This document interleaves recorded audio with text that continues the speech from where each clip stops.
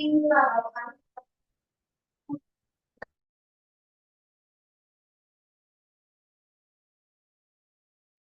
boleh dimulai, Kak.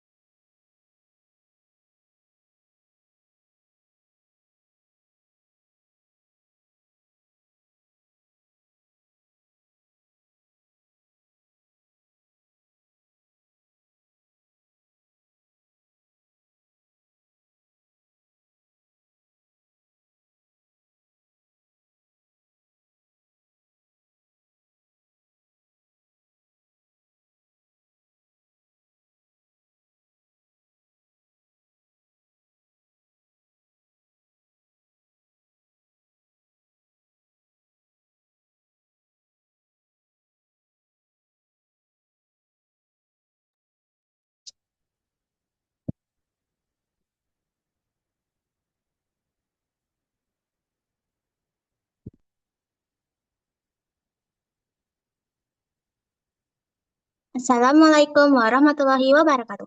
Halo calon penulis hebat, selamat datang di kelas menulis sore ini. Sambil menunggu pukul 16, kita akan Bismillahirrahmanirrahim. Assalamualaikum warahmatullahi wabarakatuh. Alhamdulillah, sore ini kita dipertemukan dalam ruang belajar yang istimewa. Bukan sekadar kelas biasa, tapi kelas yang akan mengajak kita menemukan ruh dalam setiap kata.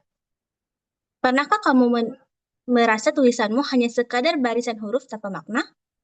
Hari ini kita akan belajar bahwa menulis bukan hanya soal merangkai kalimat.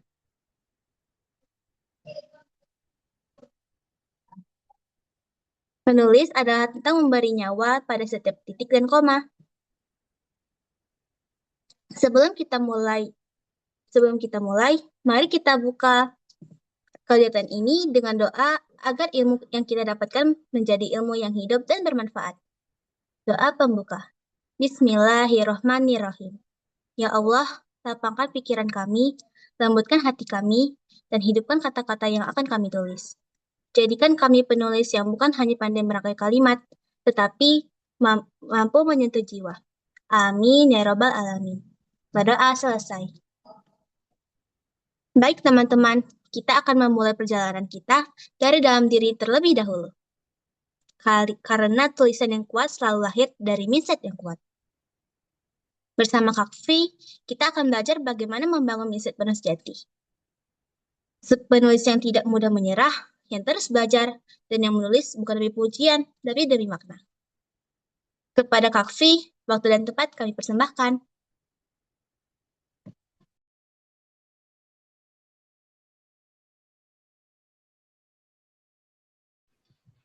Baik, terima kasih.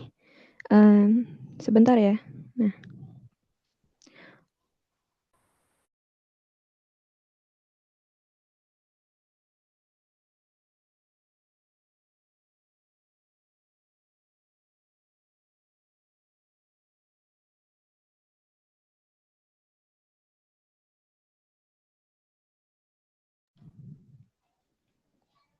Ya, boleh di... Nah, oke. Halo semuanya, Assalamualaikum warahmatullahi wabarakatuh. Suara saya sudah masuk? Sudah, Kak. Oke. Halo semuanya, perkenalkan namaku Vi. Aku baru aja nyelesain tulisan buku. Aku baru aja nyelesain tulisan dengan jumlah 350 halaman dan sekarang saya akan berbagi tentang mindset penulis. Karena sebelum kalian berekspektasi, meski saya sudah menulis banyak halaman, banyak kata, tapi saya bukanlah seorang penulis yang mungkin dengan saya bukan orang yang puitis, tulisan saya bukan yang seluar biasa itu gitu. Tapi dari perjalanan saya menyelesaikan tulisan saya mendapatkan banyak sekali pelajaran dari perjalanan saya gitu. Dan pada sesi saat ini saya akan menceritakan tentang mindset penulis, yaitu seni berani menulis jelek. Next. Nah, siapa yang di sini kalau nulis seringkali kena writer's block atau kayak lagi nulis nih tiba-tiba, aduh aku nggak ada ide nih, aduh ini aku harus mulai dari mana, aku bingung, dan lain sebagainya. Tapi sebenarnya musuh terbesar kita bukan writer's block, melainkan ego dan perfeksionisme kita gitu ya. Karena sebenarnya kita sebagai penulis memiliki banyak sekali ide gitu ya. Dan untuk writer's block itu sebenarnya bukan sesuatu yang bukan musuh terbesar kita gitu. Kenapa ego dan perfeksionis menjadi musuh terbesar kita? Karena di saat kita ingin memulai menulis nih, terus kita coba nulis satu kata gitu. Terus kita ngerasa jelek, kita hapus lagi, nulis satu kata lagi, hapus lagi, satu kata, hapus lagi, dan seterusnya akhirnya nggak ada yang jadi juga gitu tulisannya, bahkan satu kalimat pun nggak ada gitu. Itu karena kita menjudge atau menghakimi tulisan kita jelek sebelum orang lain sempat membaca tulisan kita itu jelek gitu. Sebelum orang lain sempat membaca gitu, belum sempat orang lain membaca dan nggak ada yang bilang jelek kecuali diri kita sendiri gitu. Next.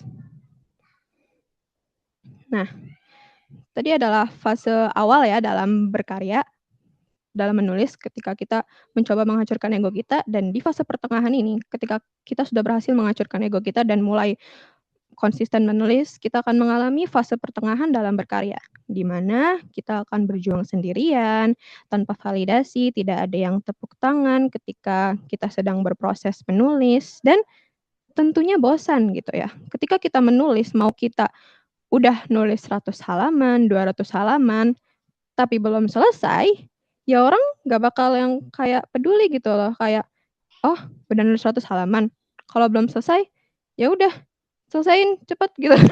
Ya intinya nggak ada yang tepuk tangan ketika kita sedang berproses, ketika kita sedang mati-matian melawan bosan, melawan mood, melawan semua bisikan-bisikan dan nafsu kita gitu ya.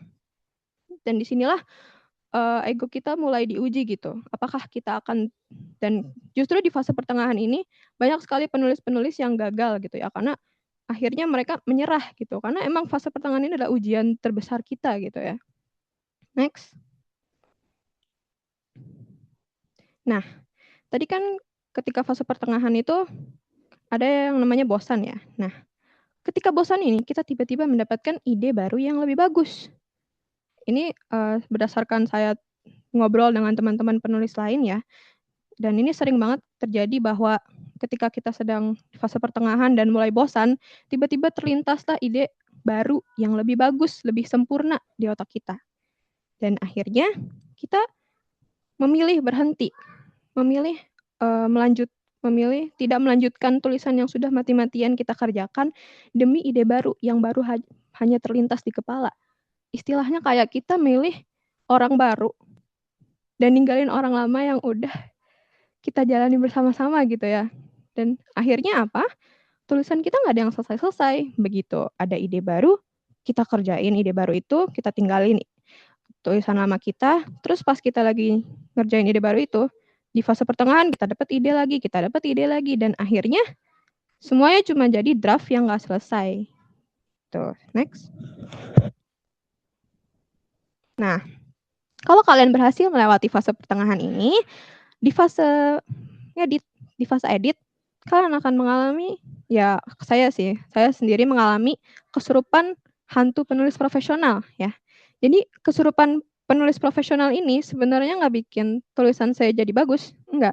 Tapi justru bikin saya jadi tambah overthinking, di mana saya membandingkan tulisan saya dengan tulisan Terelie. Nah itu saya yang tidak waras ya, karena saya pengen tulisan saya tuh langsung sempurna, langsung bagus, langsung puitis, langsung membuat orang lain tuh terikat gitu.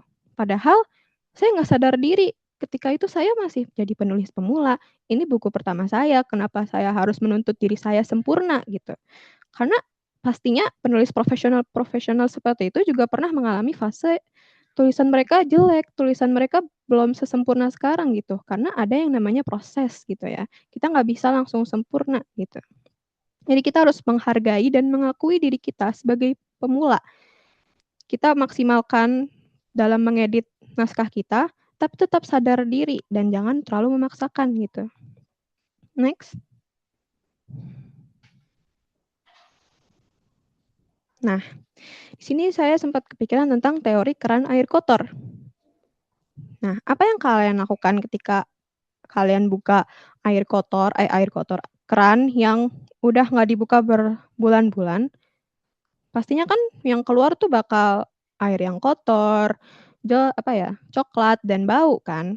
Nah, apa yang kalian lakukan ketika menghadapi kejadian seperti itu gitu? Tentunya kalian nggak langsung nyaring satu-satu tetes demi tetes air yang kotor itu. Tapi kalau mau efektifnya, kalian biarkan keran itu terbuka terus sampai air bersihnya nanti yang akan keluar dengan sendirinya. Begitu juga menulis. Ketika menulis, dan ketika pertama kali menulis kita mendapati tulisan kita jelek, itu ya jangan dijudge dulu, jangan dihentikan dulu, jangan dihapus dulu, tapi alirkan gitu ya. Jangan kayak misal kalian ngelihat kerannya tiba-tiba kotor, kalian langsung nutup gitu. Apakah keran itu akan bersih? Enggak, justru kotoran-kotoran itu akan terus menumpuk di situ. Begitu juga nulis, kita mengalirkan tulisan kita yang mungkin kita anggap jelek, nggak apa-apa, namanya proses gitu ya. Nanti ketika tulisan-tulisan itu sudah keluar, tulisan-tulisan yang mungkin kurang sempurna itu keluar, mungkin suatu saat nanti tulisan yang bagus pasti juga akan keluar gitu. Karena ya itu proses gitu ya. Next. Nah, ini adalah prinsip baru yang saya pegang ketika saya masa editing itu, yaitu The Dawn Manifesto. Selesai. Jauh lebih baik daripada sempurna, tapi cuma jadi wacana di dalam kepala. Karena ya mungkin itu ya, dari kita pengen tulisan kita nih perfect gitu ya. Nggak ada cacat, pokoknya orang harus sampai tertarik dengan tulisan kita. Enggak. Tapi selesai, itu justru lebih baik daripada sempurna gitu ya. Karena ya tulisan itu ada gitu. Kalau cuman sempurna, misal tadi yang muncul ide baru itu, kalian tiba-tiba muncul ide baru yang sempurna, tapi kalian belum selesai dengan apa yang kalian kerjakan, ya lebih baik kalian menyelesaikan dulu apa yang kalian kerjakan gitu ya, walaupun nggak sempurna, walaupun mungkin kelihatannya seperti ide baru yang muncul di kepala kalian itu lebih sempurna. Tapi ya ini selesai jauh lebih baik daripada sempurna. Ada, itu jauh lebih baik daripada tidak ada.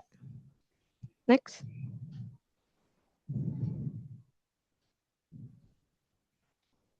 Boleh next.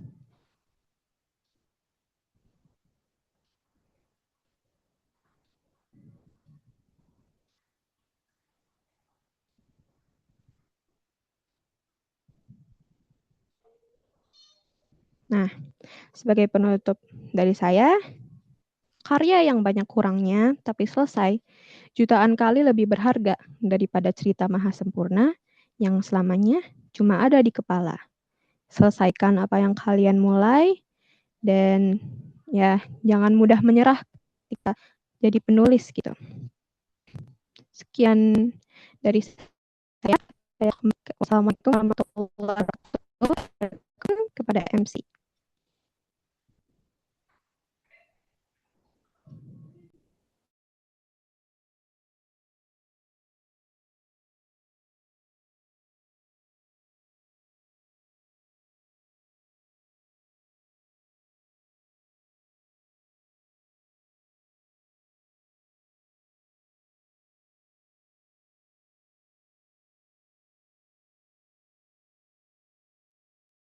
Masya Allah, terima kasih Kak Fi.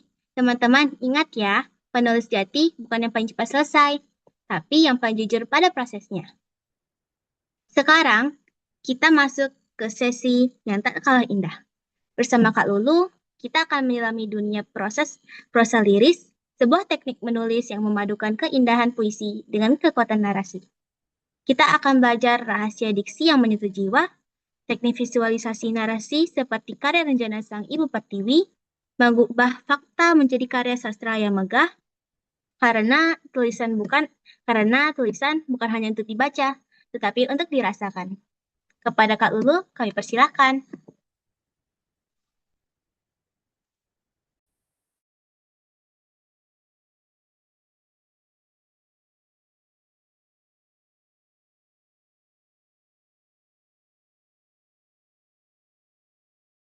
Assalamualaikum warahmatullahi wabarakatuh, teman-teman semua. Selamat datang di kelas menulis hari ini. Topik kita hari ini seru banget loh, yaitu menghidupkan kata seni, menulis prosa lirik. Di sini kita punya satu misi besar, yaitu mengubah informasi menjadi emosi. Mungkin teman-teman tanya, apa sih prosa lirik itu? Jadi, ini adalah bentuk tulisan yang sekilas terlihat seperti paragraf biasa atau prosa, namun memiliki ruh yang dan keindahan bahasa seperti puisi atau lirik maksudnya. Poin intinya, kita tidak hanya bercerita tentang apa yang terjadi, tapi bagaimana rasanya hal itu terjadi. Lanjut, Farouk. Lalu, bagaimana cara memilih kata? Kuncinya, gunakan pilihan kata yang dalam dan tidak biasa untuk menyentuh perasaan pembaca. Pakailah perumpamaannya. Misalnya, membandingkan sifat manusia dengan kekuatan alam. Contohnya, daripada bilang dia berani, mending kita sebut keberanian seseorang sebagai badai yang mengamuk. Ingat ya, menulis bukan hanya soal logika, tapi soal panca indera yang kita harus ajak pembaca seolah memilih dan mendengar langsung suasana dalam cerita kita, dalam tulisan kita. Ceritakan tentang tajamnya mata atau suara ombak yang beradu. Tulisan yang bagus itu harus punya irama yang mengalir saat dibaca dalam lanjut.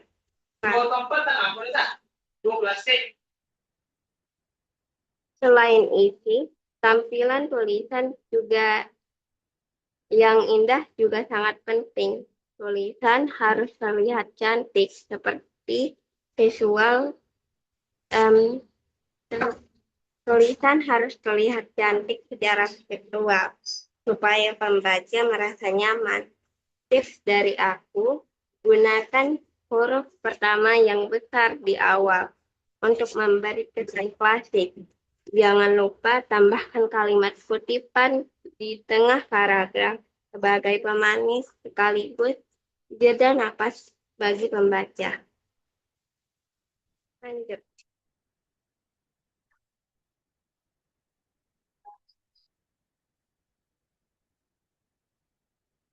Lanjut lagi.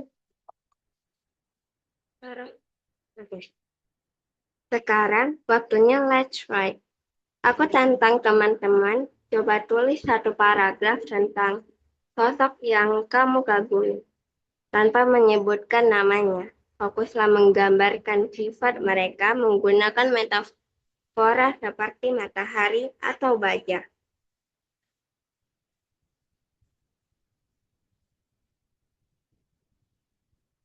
Nah, sebelum teman-teman memulai mencoba, aku mau berbagi sedikit contoh penerapan teknis ini dalam tulisanku.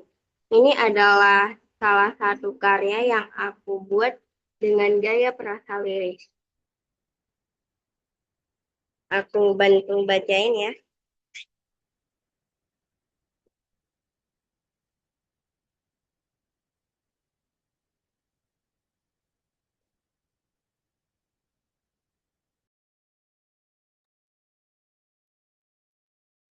Lanjut, Farah.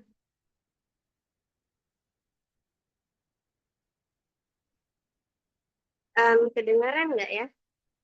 Tolong berisik. Kedengaran. Oke. Di ujung utara pulau yang dijuluki Swarnadwisa, di mana deburan ombak Selat Malaka beradu dengan doa-doa yang melangit. lahirlah seorang perempuan dengan api di dalam matanya. Ia adalah Cut Nyak bunga bangsa yang mekar di Lampadang pada tahun 1848 dari garis keturunan bangsawan murni. Ayahnya, Teuku Nanta Setia, adalah seorang ulibalang yang menanamkan benih-benih kehormatan dan syariat sejak ia masih kuliah. Tanah Aceh menjadi saksi bisu bagaimana jemari yang semula halus itu harus belajar menggenggam gagang rengsong lebih erat daripada menggenggam sutra. Dia bukan sekedar bangsawan yang duduk di sanggasanya.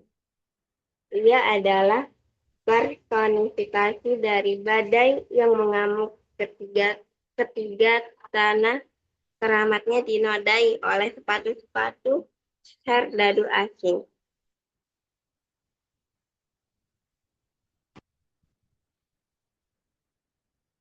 Nah, sekarang aku tantang kalian buat mulai menulis dengan satu paragraf, tapi tidak menyebutkan nama orang yang kalian kagumi itu. Di kolom komentar ya teman-teman, dengan waktu 5 menit.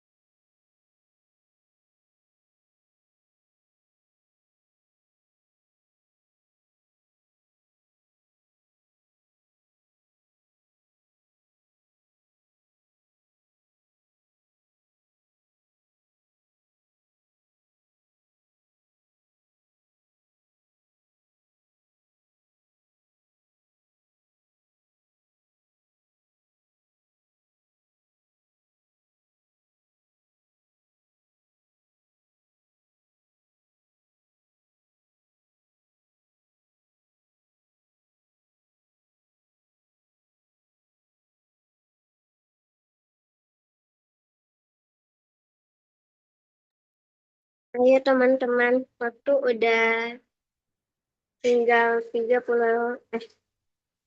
2 menit lagi.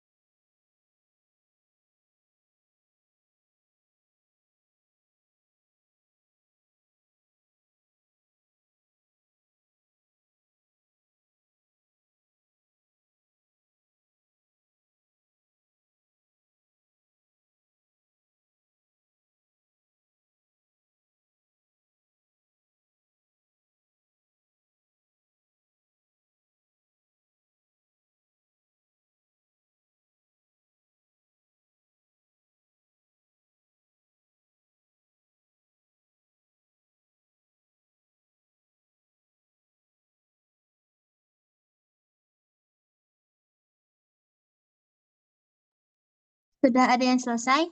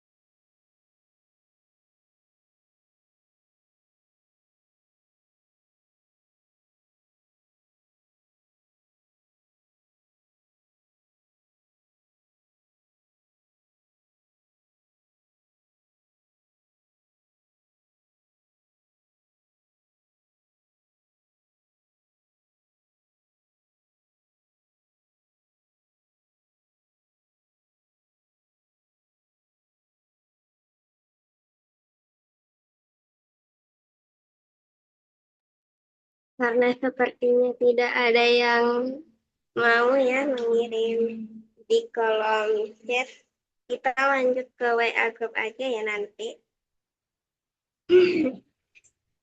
Oke, sebagai penutupannya, aku ada quotes, ada kutipan dari Luna Ismail, yaitu diri aku sendiri. Menulislah dengan hati, agar kata-katamu punya kaki untuk berjalan jauh ke ingatan pembaca. Sekian dari aku. Maaf kalau ada kesalahan ya. Terima kasih dan wassalamualaikum warahmatullahi wabarakatuh. Nanti lanjutnya di WA grup aja ya, grup WA ya.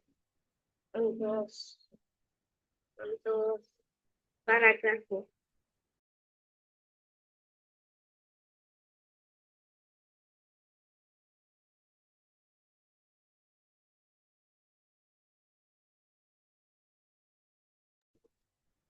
Terima kasih banyak Kak Lulu. Rasanya seperti diajak berjalan di antara kata-kata yang hidup. Sekarang saatnya teman-teman bertanya. Jangan takut bertanya, karena kadang satu pertanyaan bisa melahirkan satu karya yang besar. Silakan raise hand atau tulis di chat.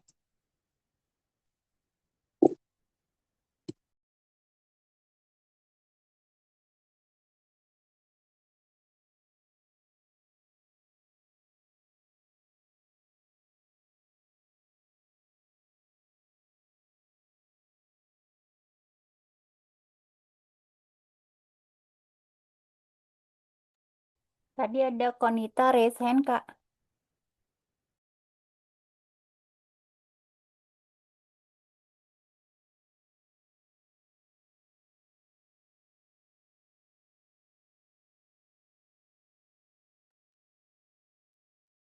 Wanita ya. Mau bertanya?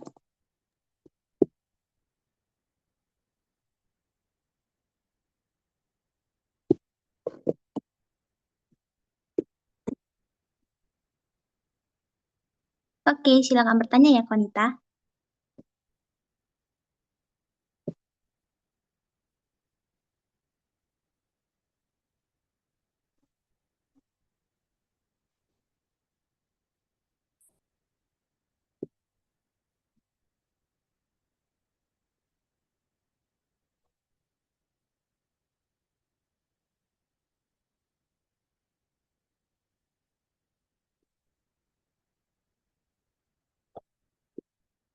Konita mau bertanya?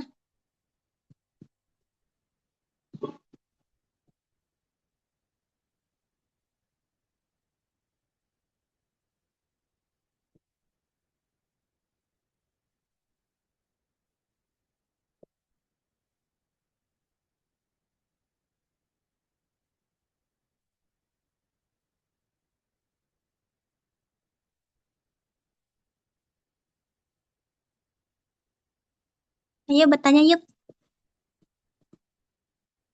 Akan kami usahakan untuk menjawab ya. Ya, enggak kedengaran suaranya. Di kolom chat aja.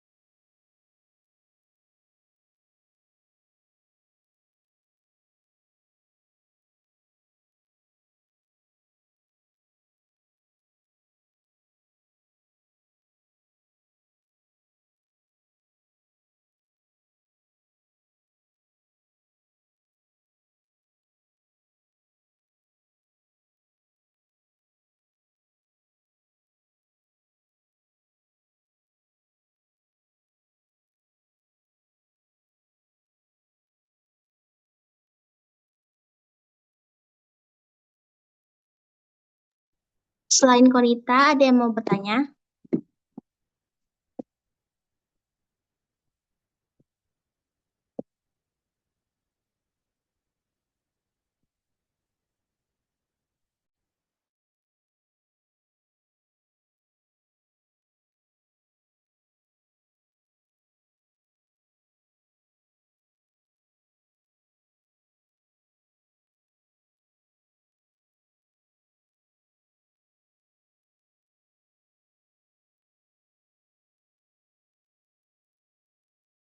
Sudah ada di kolom chat, Kak, pertanyaannya.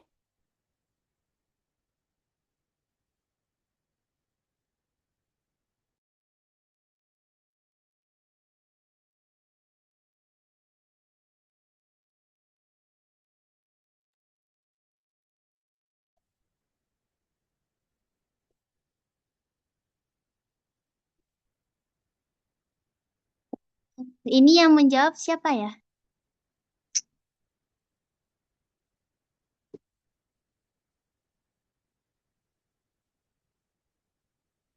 Lulu aja yang jawab.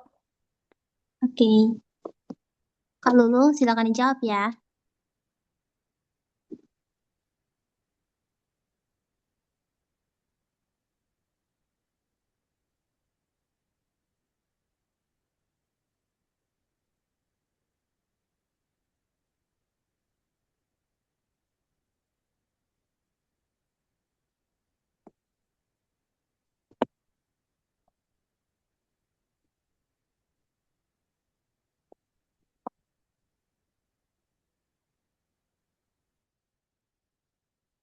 Pak Lulu,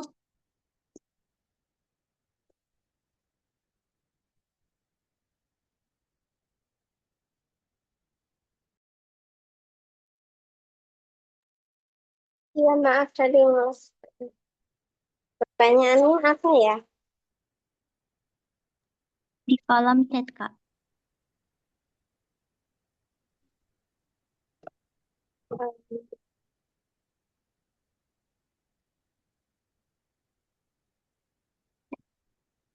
Kalau jawabnya di kolom chat juga nggak apa-apa, boleh nggak?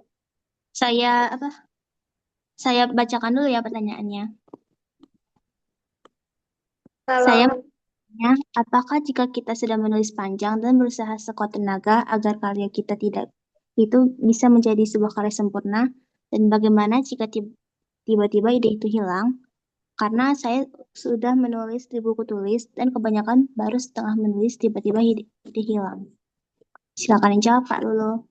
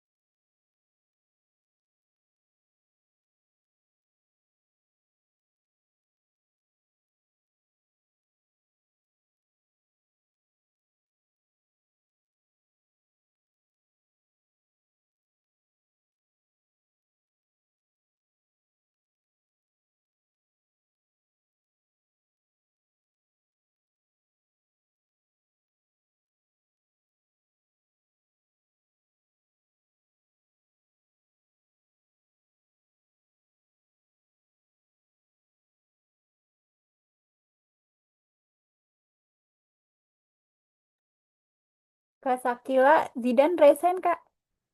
Katanya Lulu mau jawab di kolom chat. Nggak apa-apa. Oke. Zidan, silakan bertanya.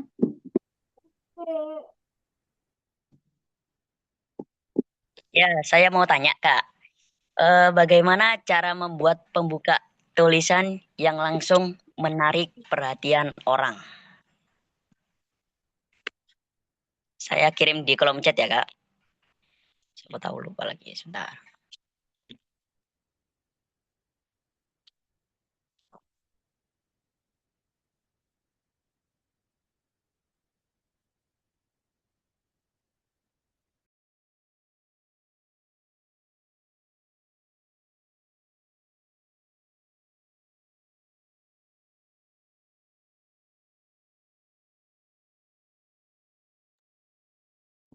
Oke, pertanyaan dari Zidan. Bagaimana cara membuat pembuka tulisan yang langsung menarik perhatian? Silakan jawab ya Kak Lulu.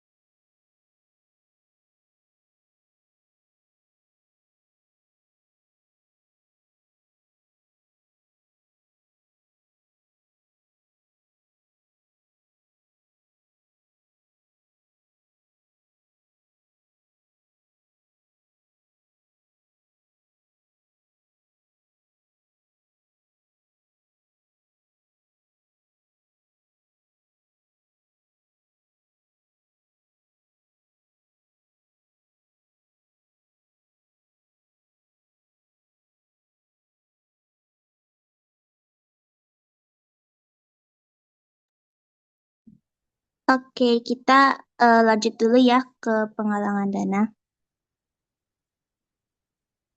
Teman-teman, Ramadan telah tiba dan tahun ini Ramadannya agak sedikit berbeda. Biasanya di Aceh, Ramadan begitu hangat. Masjid-masjid penuh, anak-anak belajar mengaji selepas asar. Keluarga berbuka dengan senyum sederhana. Namun tahun ini, sebagian dari mereka menyambut Ramadan dengan rumah yang tak lagi utuh. Ada yang berbuka di tenda darurat, ada yang sahur dengan fasilitas seadanya, ada anak-anak yang masih mencoba tersenyum meski kehilangan banyak hal. Hari ini kita akan belajar menulis dengan roh. Tapi roh sejati dari seorang penulis adalah empati. Seluruh biaya pendaftaran kelas ini akan disalurkan sepenuhnya untuk saudara-saudara kita di Aceh. Jadi hari ini kita tidak hanya menulis, kita juga berbagi. Semoga setiap kata yang kita pelajari menjadi cahaya. Dan setiap rupiah yang kita titipkan menjadi harapan untuk Ramadan mereka.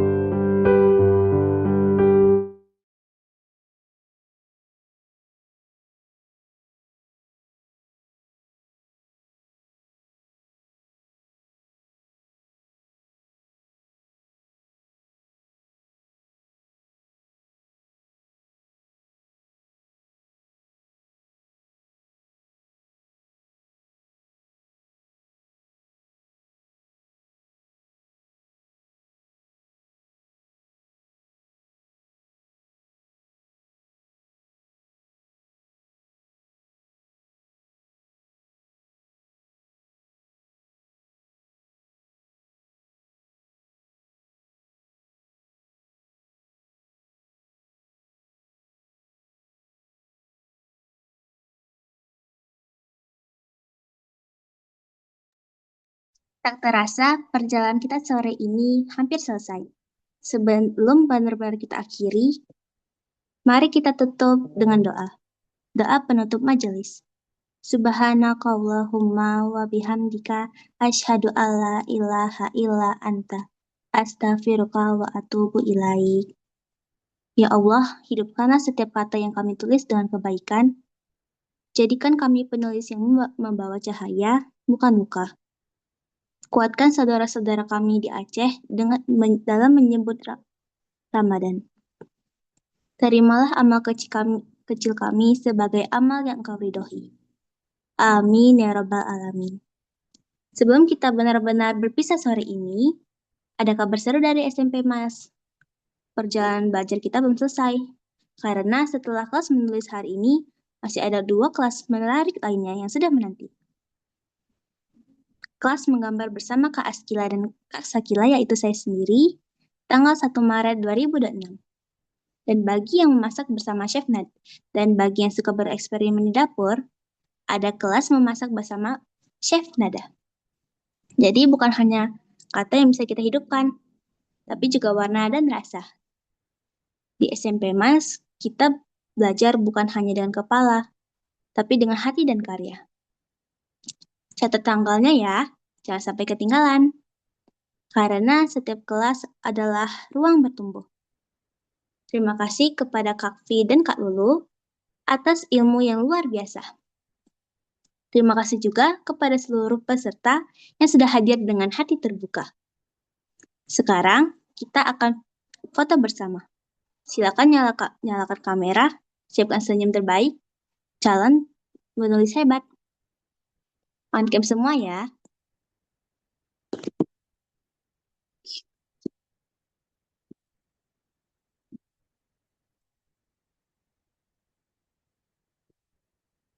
Karena kita mau foto bersama.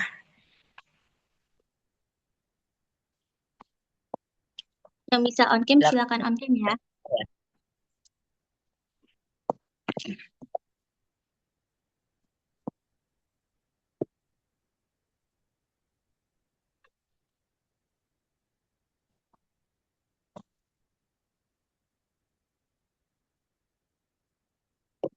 Oke. 3, 2, 1.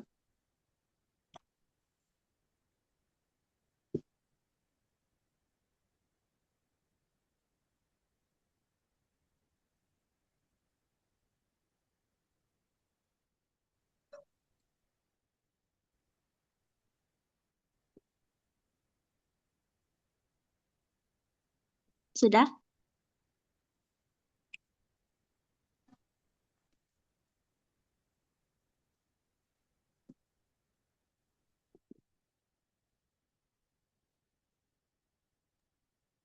Oke, sudah Kak.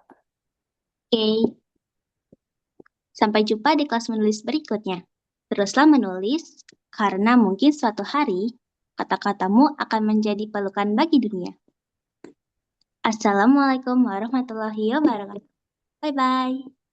Waalaikumsalam warahmatullahi wabarakatuh. Makasih banyak Kakak. Kasih ya Kak Sakila. Dan buat Makasih teman-teman juga dulu. juga sudah hadir pada di Zoom pada sore hari ini. Bentar Zidan, kamu difoto dulu Zidan. Sebagai penanggung Kenapa? jawab. Mau difoto, mau difoto.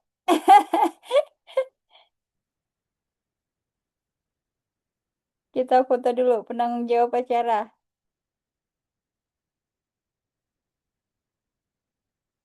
Mana Zidan? Kecil banget ya.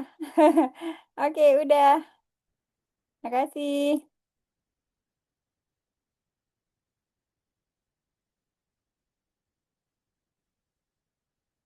Makasih semuanya.